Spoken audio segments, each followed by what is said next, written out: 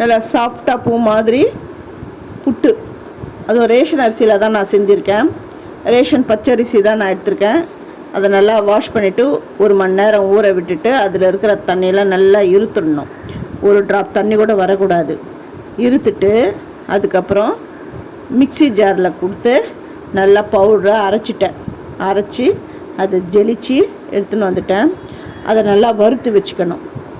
நல்லா வறுத்துட்டு அப்புறம் அதில் உப்பு தண்ணி தெளிச்சுட்டு நல்லா அதில் பெசறிட்டு கொழுக்கட்டை பிடிச்சா அப்படியே கொழுக்கட்டை அப்படி பிடிக்க வரணும். அப்படி உடைச்சா உடையணும். அந்த அளவுக்கு தண்ணியை கொஞ்சம் தெளித்து நல்லா அந்த மாவு ஃபுல்லாக நல்லா ஸ்ப்ரெட் ஆகிற அளவுக்கு செஞ்சுக்கோங்க.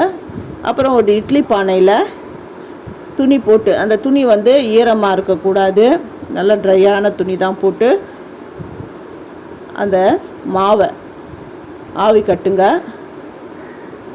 ஆவி கட்டிட்டு ஒரு 2 நிமிஷம் இருக்கட்டும். அந்த 2 நிமிஷம் பொறுத்து பார்த்திங்கன்னா அந்த மாவு நல்லா வெந்துடும். அது எப்படி வெந்தது அப்படின்னு தெரியணுன்னா அந்த மாவை எடுத்து இப்படி உருட்டி பார்க்கணும். அப்படி உருட்டி பார்த்தா அது உருட்டை வரும். இந்த மாதிரி இருந்தால் மாவு வெந்துடுது.